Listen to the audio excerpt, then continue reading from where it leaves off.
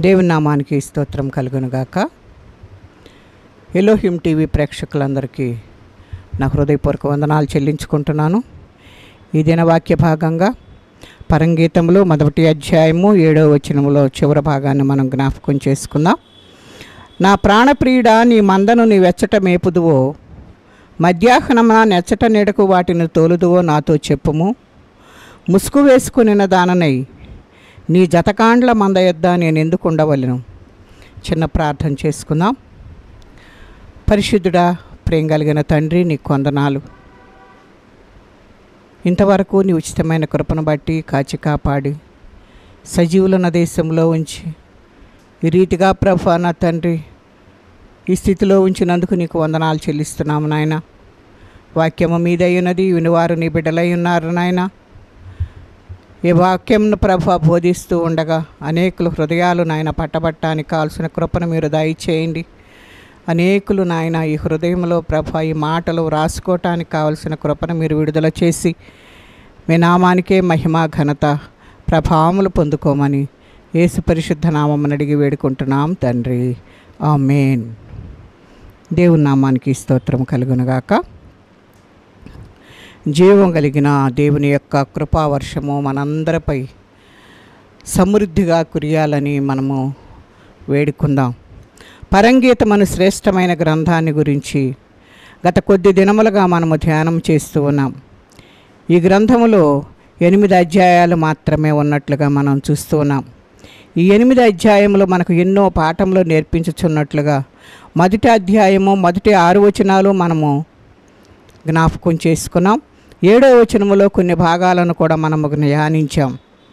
ఇంకా కొన్ని భాగాలను మనము ధ్యానం చేసుకుంటున్నట్లయితే పరంగీతంలో 1:7లో నెచ్చట నీడకు వాటిని తోలుదువో నాతో చెప్పుము అని వ్రాయబడి ఉంది. నీడ అనే అంశాన్ని గురించి మనము ఈరోజు ధ్యానం చేసుకున్నాం. నీవు వెళ్ళి నీ అంతఃపురములో ప్రవేశించుము, నీవు వెళ్ళి నీ తలుపు వేసుకొనుము, ఉగ్రత తీరిపోవు వరకు కొంచెము సేపు దాగియుండుమని యెషయా గ్రంథం 26:21లో వ్రాయబడినట్లుగా అంతఃపురం అనగా నూతన యెరూషలేము కనుక రెబ్కాను పొలములో కలుసుకొని ఇస్సాకు తల్లి గుడారమైన శారా గుడారములోనికి తోడుకొని పోయినట్లు ఆదికాండము 24వ అధ్యాయము 67వ వచనములో వ్రాయబడినట్లుగా మనం చూస్తూ ఉన్నాం. మధ్యాకాశములో పెండ్లి కుమార్తె సంఘమును కలుసుకొనిన పెండ్లి కుమారుడైన యేసు నూతన యెరూషలేములోనికి తీసుకొని పోవును కనుక పెండ్లి కుమార్తె నీడ శారా గుడారముగా మనకు కనబడుతుంది. 12 ద్వారములు కలిగిన రత్నములతోనూ ముత్యములతోనూ కట్టబడిన మహిమ పట్టణములోనికి పెండ్లి కుమార్తెను మరి అక్కడ చేర్చినట్లుగా మనం చూస్తూ ఉన్నాం. అక్కడ చేర్చినప్పుడు 7 సంవత్సరముల పెండ్లి కుమారునితో పెండ్లి కుమార్తె విందు ఆరగించనన్నట్లుగా మనము వాక్య భాగంలో చూస్తూ ఉన్నాం.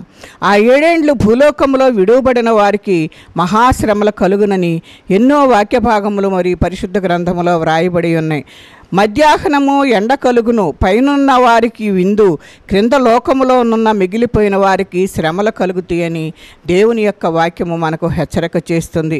మరి ఇది ఎంత మరి భయంకరమైన సంఘటనలు మరి ఈ లోకంలో జరగబోతున్నాయో మరి ప్రకటన గ్రంథంలో ఎన్నో రీతిలుగా దేవుడు మనకు బోధించినట్లుగా చూస్తూ ఉన్నాము. కనుక మనము జ్ఞాపకం చేసుకోవాల్సింది ఏంటంటే ఆ పరలోకములోనికి మనము చేరాలి అని దేవుడు ఎంతగానో మన కొరకు ఎదురు చూస్తూ ఉన్నాడు. కనుక నూతన యెరూషలేము అన్న అంతఃపురము నీడలో నీవు దాచబడినట్లుగా సిద్ధపడుచున్నావా లేదా అనేది మనం ఒకసారి జ్ఞాపకం చేసుకోవాల్సిన వారమై ఉన్నాం.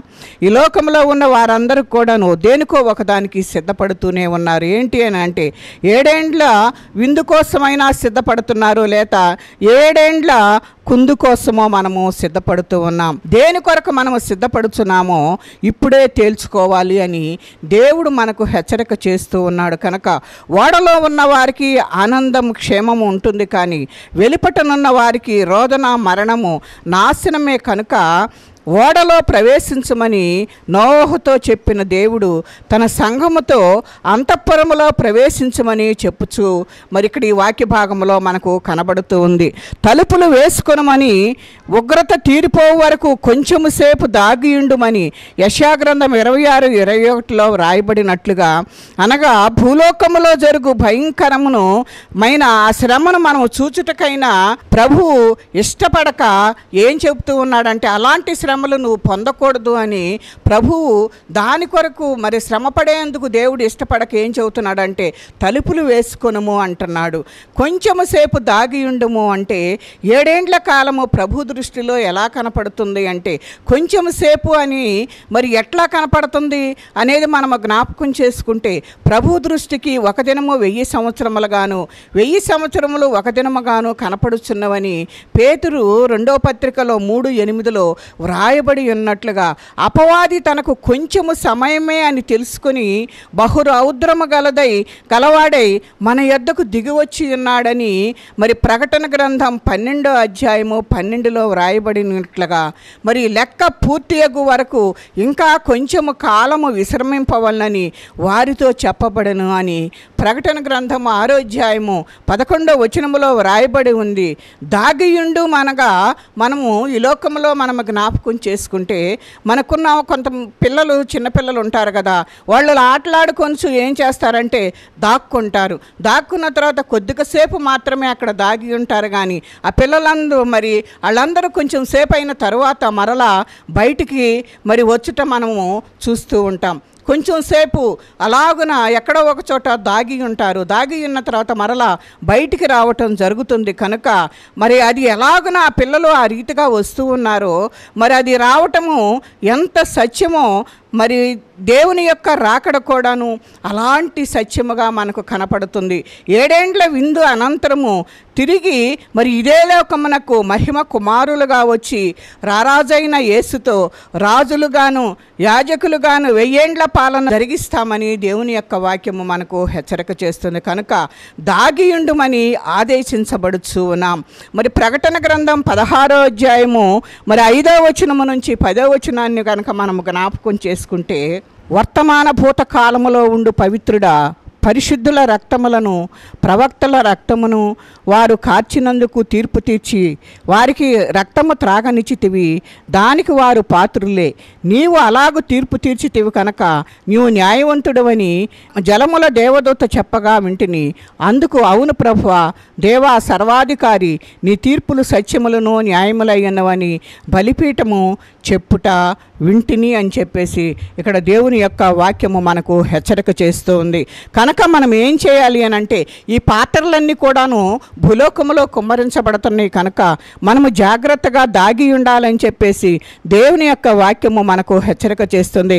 అదే రీతిగా ప్రకటన 20లో కూడా మనము జ్ఞాపకం చేసుకుంటే 20వ అధ్యాయము 4వ వచనాన్ని మనము జ్ఞాపకం చేసుకుంటే, అంతటా సింహాసనములను చూచితిని, వాటి మీద ఆసీనులయ్యుండు వారికి విమర్శ చేయుటకు అధికారము ఇయ్యబడెను.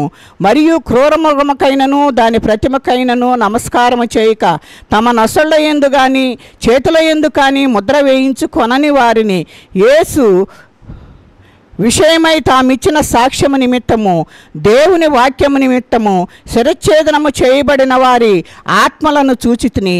వారు బ్రతికిన వారై 1000 సంవత్సరముల క్రీస్తుతో కూడా రాజ్యము చేసిరి. ఆ 1000 సంవత్సరములు గడుచు వరకు కడమ మృతులు బ్రతుకలేదు. ఇదియే మొదటి పునరుద్ధానము.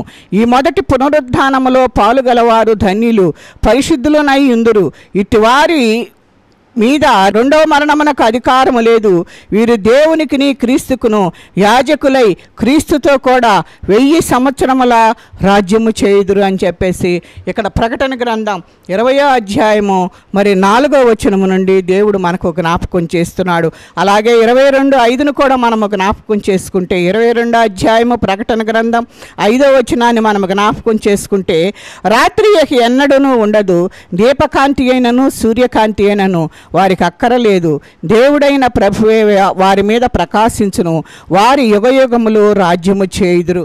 ఇక్కడ ఇట్లా జ్ఞాపకం చేసుకుంటే ఆ దాగి ఉన్న వారికి దేవుడు చేసే మేలు ఏంటంటే పరలోక రాజ్యములోనికి తీసుకుని వెళ్ళటానికి ఆయన ఇష్టపడుతున్నట్లుగా మనము చూస్తూ ఉన్నాం. అక్కడ ఇక పగలు ఉండదు, రాత్రి ఉండదు కనుక మనము జ్ఞాపకం చేసుకోవాల్సింది ఏంటి అంటే దేవుడు దాగి ఉండమని చెప్తూ ఉన్నాడు కనుక మనము దేవుని సన్నిధిలో కొంతకాలము దాగి ఉన్నాము అని అంటే ఆ 1000 ఏండ్ల శ్రమల కాలాన్ని మనము తప్పించుకొని దేవుని రాజ్యములోనికి వారసులుగా ఉండుటకు, రెండవ మరణము నుండి తప్పించబడి దేవుని రాజ్యములోనికి మనము వెళ్ళి అక్కడ దేవునితో సహవాసం చేయటానికి దేవుడు మనకు కృప చూపుటకు ఇష్టపడుతున్నాడు కనుక 2 Timothy 2:12 కూడా మనం జ్ఞాపకం చేసుకుంటే సహించిన వారైతే అని అక్కడ ఆ వాక్య భాగము రాయబడి ఉంది. ఆయనతో కూడా ఏలుదుము అని కూడా మరి 2 Peter 2:12 వ్రాయబడినట్లుగా మనము చూస్తూ ఉన్నాం. కనుక క్రీస్తునందు ప్రియమైన వారలారా, మధ్యాహ్నం అంటే ఏంటో మనం ఇంతకు ముందు జ్ఞాపకం చేసుకున్నాం. ఆ మధ్యాహ్నము వచ్చే శ్రమలను గురించి మనము 7వ వచనములో మనము మరి ఇంతకు ముందు మనము మాట్లాడుకొని ఉన్నాము. మరి నీడ అనగా ఏమిటో తెలుసుకొని ఉన్నాం. ఆ నీడే మరి ఆ అంతఃపురము పరలోక యెరూషలేమని మనము జ్ఞాపకం చేసుకుంటున్నాం. ఆ నీడలో చేరి రాబోవు మధ్యాహ్న కాలమును తప్పించుకొనుటకు మనందరము కూడా సిద్ధపడవలనని దేవుడు ఎంతగానో కోరుతూ ఉన్నాడు. అట్టి స్థితిని మనము కలిగి ఉన్నామా లేదా? మాట్లాడుకుంటున్నప్పుడు ఈ వాక్యము ద్వారా మనము బలపడినట్లుగా దేవుడు మనతోటి మాట్లాడుతూ ఉన్నాడు. అట్టి సిద్ధపాటు నీవు కలిగి ఉన్నావా అని దేవుడు మనలను హెచ్చరిక చేస్తూ ఉన్నాడు. కనుక పెండ్లి కుమార్తె సంఘము మాత్రమే ఆ నీడలో ప్రభువుతో కూడా నుండి మరి పరలోక రాజ్యములో ఆయనతో సంతోషముగా ఉండటానికి ఉంటుంది. కనుక దేవుడు ఇక్కడ మనతో హెచ్చరిక చేస్తూ ఉన్నాడు. ప్రభువు ప్రేమతో నుండినందున పరమగీతంలో ఈ మాట వినబడుచున్నది అని మనం జ్ఞాపకం చేసుకోవాలి. ఆయనతో కలిసి ఉండాలని ఈ పరమగీతముల గ్రంథము ద్వారా దేవుడు మనకు హెచ్చరిక చేస్తూ ఉన్నాడు. కనుక అదేంటి అని అంటే ఆనందభరితనై నేను అతని నీడను కూర్చుంటిని, అతని ఫలము నా జెహ్వకు మధురము, అతడు నన్ను విందుశాలకు తోడుకొని పోయెను అని పరంగీతములు 2, 3, 4 వచనాల్లో మనము జ్ఞాపకం చేస్తూ ఉన్నాడు దేవుడు. మరి ఈ రీతిగా వ్రాయబడి ఉంది కనుక మనము దేవుని యొక్క రుచిని మనం ఆస్వాదించేవారుగా, ఆ ఫలములను మనం అనుభవించేవారుగా ఉండాలి అని చెప్పేసి దేవుని యొక్క వాక్యము మనకు హెచ్చరిక చేస్తూ ఉంది. కనుక అతడు నన్ను విందుశాలకు తోడుకొని పోయెను అని అంటున్నాడు. ఆ విందు ఏంటి అంటే మనము పరలోకములోనికి వెళ్ళాము అని అంటే ఈ శ్రమలంటిని తప్పించుకొని మరి దేవునితో సహవాసం చేసేవారికి అక్కడ విందు కలుగుతుంది అని చెప్పేసి దేవుని వాక్యం మనకు హెచ్చరిక చేస్తుంది. ఆ విందు జరగటమే కాకుండా మరి దేవునితో కూడా మనము మరలా మరి 7 ఏండ్ల శ్రమకాలంలో తప్పించబడి వారికి తీర్పు తీర్చుటకు మనం ఈ లోకంలోనికి రావటానికి అవకాశాన్ని దేవుడు కల్పిస్తున్నాడు. కనుక మహోన్నతుని చాటున నివసించువాడే సర్వశక్తిని నీడను విశ్రమించువాడని కీర్తనల గ్రంథం 91వ అధ్యాయము 1లో వ్రాయబడిన రీతిగా సింహాసనాసీనుడైన వాడు తానే తన గుడారము వారి మీద కప్పును, వారికి ఇక మీదట ఆకలి అయినను దాహమైనను ఉండదు, సూర్యుని ఎండైనను ఏ వడగాలి అయినను తగలదు అని చెప్పేసి దేవుని యొక్క వాక్యము మనకు హెచ్చరిక చేస్తుంది. ఎందుకంటే ఇవన్నీ కూడాను ఆయన యొద్దకు వెళ్ళినప్పుడు ఉండవు అని చెప్పేసి దేవుని యొక్క వాక్యము మనకు హెచ్చరిక చేస్తుంది. మరి ఏంటి అని అంటే సింహాసనం మధ్య ఉండే గొర్రెపిల్ల కాపరి అయినందున మనకు ఆయన జీవ జలములను అనుగ్రహించడానికి, జీవ జలముల యొక్క మరి ఆ బొగ్గ యొద్దకు మనందరినీ కూడా నడిపించుచున్నాడు. కనుక దేవుడే వారి కన్నుల నుండి ప్రతి బాష్ప బిందువును తుడిచివేయును అని ప్రకటన గ్రంథం 7వ అధ్యాయము 15వ వచనం నుండి రాయబడి ఉన్నది. కనుక మనందరము కూడాను ఆయన యొద్ద ఉన్నామంటే మన యొక్క ప్రతి బాష్ప బిందువును ఆయన తుడిచివేయటానికి ఆయన ఇష్టపడుతున్నాడు. కాబట్టి జరగబో వీటిని అనగా మధ్యాహ్న కాలమందు తప్పించుకొని మనిషి కుమారుని ఎదుట నిలువబడుటకు మరి విందు అను నీడలో మనము చేరుటకు శక్తి గలవారమగునట్లు ఎల్లప్పుడూ కూడా ప్రార్థన చేయుచు మెలకుగా నుండుడని మరి లోకాసువార్త 21:36లో వ్రాయబడిన రీతిగా మనందరము కూడా ఆ రీతిగా ఉండాలని దేవుడు కోరుకుంటున్నాడు. కనుక ప్రభుపక్షంగా మిమ్మలను నేను బ్రతిమలాడుకుంటుంది ఏంటి అనంటే, బ్రతికి ఉన్న మనందరము కూడాను ఆయనతోటి సహవాసం చేస్తూ ప్రార్థనలో మరి ఎప్పుడు కూడాను మెళుకు కలిగి ఉండినట్లుగాను మనల్ని అందరినీ కూడా ఆయన బ్రతిమాలుకొనుచున్నాడు. అట్టి కృప పరిశుద్ధాత్మ దేవుడు మనకు తోడయ్యుండి నడిపించునుగాక. చిన్న ప్రార్థన చేసుకుందాం.